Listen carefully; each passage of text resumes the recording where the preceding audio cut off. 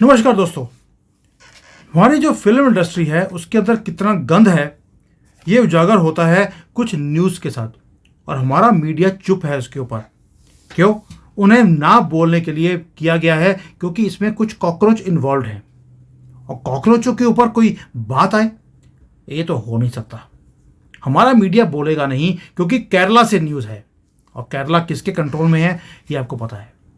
अब केरला से न्यूज़ क्या आई कि 2017 में एक मलयालम एक्ट्रेस है भावना, उसे किडनैप किया गया और सड़कों के ऊपर घुमाया गया 2 घंटे तक कोची में एक गाड़ी के अंदर बिठाकर, और उसे सेक्सुअली असॉल्ट किया गया।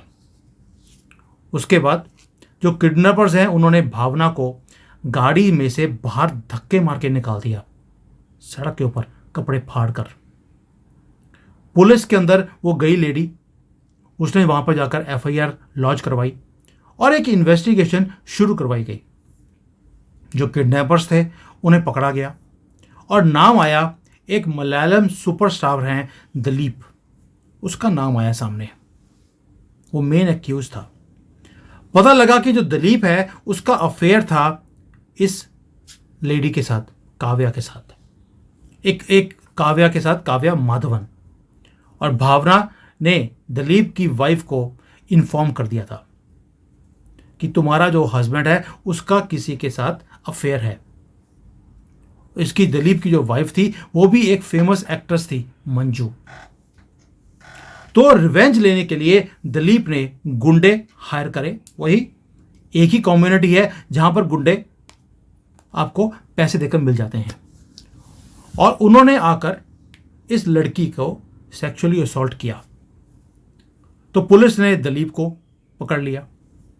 जब दिलीप को पकड़ा गया तो पूरी की पूरी फिल्म इंडस्ट्री उसके पीछे खड़ी हो गई उसको सपोर्ट करने के लिए। भावना को ब्लैकलिस्ट किया गया फिल्म इंडस्ट्री के अंदर। लेकिन मुद्दा इतना छोटा नहीं है जिसके लिए मैं वीडियो बना दूंगा। मैटर वहीं पर खत्म नहीं हुआ दोस्तों, मुद्दा तो अब शुरू होता है। सोशल ऑर्गेनाइजेशन जो हैं उन्होंने चीफ मिनिस्टर के ऊपर प्रेशर डालना शुरू किया कि आप इन्वेस्टिगेट कीजिए। जो सेक्सुअल हैरेसमेंट है विमेन के साथ, वो भी मलयालम फिल्म इंडस्ट्री के साथ वो बढ़ती जा रही है, आप इसकी इन्वेस्टिगेशन कीजिए।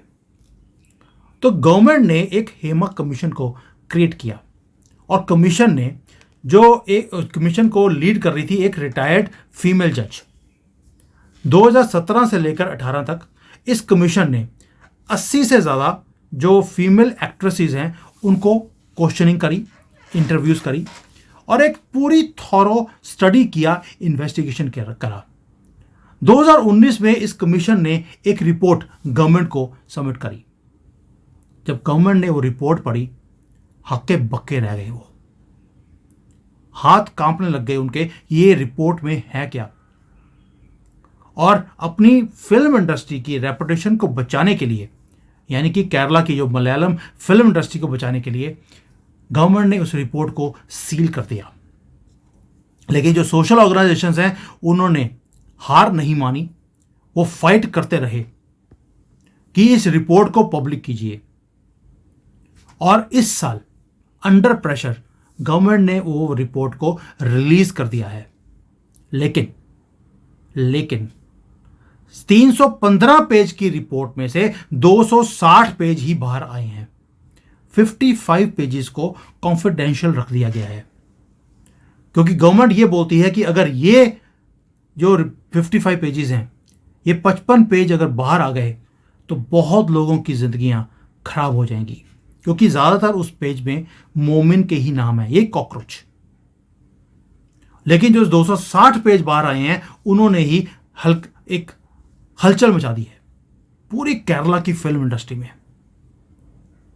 और जो ह्यूमैनिटी के नाम पे जिसको बोलते हैं ना, ये सारे ये बोलते हैं, चैंपियंस बोलते हैं अपने आप को, हीरो बोलते हैं, ये कितने बड़े विलन हैं ये सामने आ रहा है। सब कुछ रिवील हो गया इस रिपोर्ट में।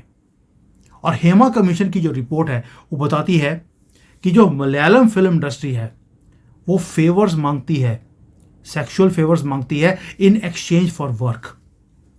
और ये सिर्फ एक्ट्रेसेस तक सीमित नहीं है, ये जितनी भी वीमेन वहां पे काम करती हैं ये सबके ऊपर ये ऐसे ही काम करते हैं।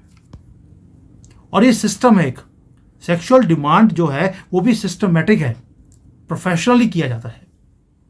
कोई भी एक्ट्रेस अगर काम मांगने के लिए आती है तो she is asked for favours in return, और अगर एक्ट्रेस रिफ्यूज करती है उसे कभी काम मिलता ही नहीं है, कहीं भी ब्लैकलिस्ट कर दिया जाता है।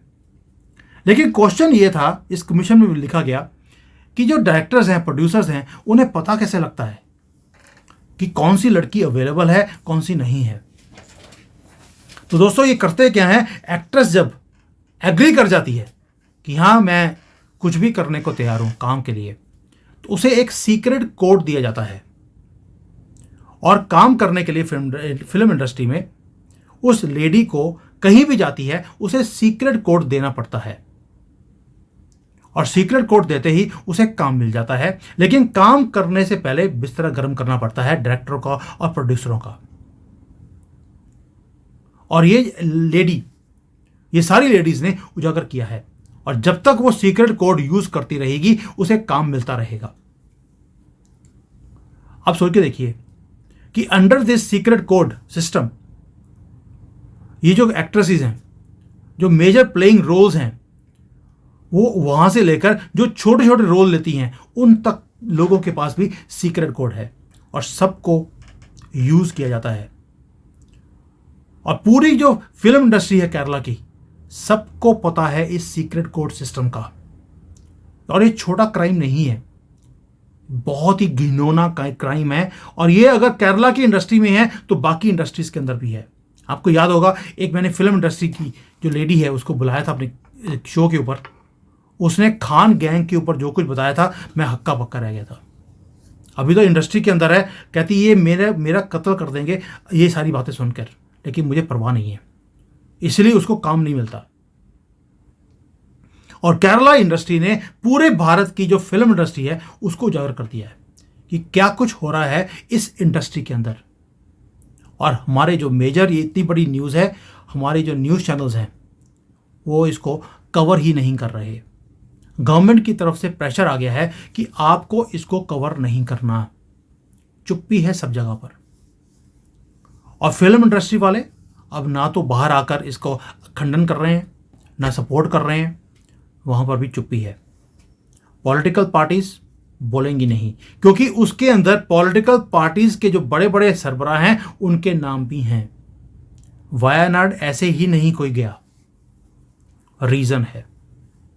आप समझते हैं कि पेजेस को अगर रोका गया है, छुपाया गया है, कॉन्फिडेंशियल रखा गया है, उसका रीज़न क्या है, किस किस के नाम हो सकते हैं, मुझे और बताने की ज़रूरत नहीं है, क्योंकि उनकी तो माँ ही पोल डांसिंग से करियर शुरू किया था, और वहीं पर एक आदमी को फंसाया गया और आज तक अपने बेटे का डीएनए चेक नहीं करवाया है। किसका बीज है किसी को पता ही नहीं। दोस्तों ये है उजागर करने वाली चीज़ें जो हमारा मीडिया कवर ही नहीं करता।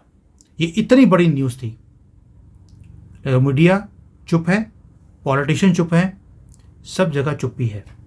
इसलिए मैंने अपना फ़र्ज समझा इसको उजागर करूं, क्योंकि लड़की हिंदू थी। अगर कॉकरोच होती मैं परवाह ही नहीं करता। थैंक यू, जय हिंद, वंदे मातरम।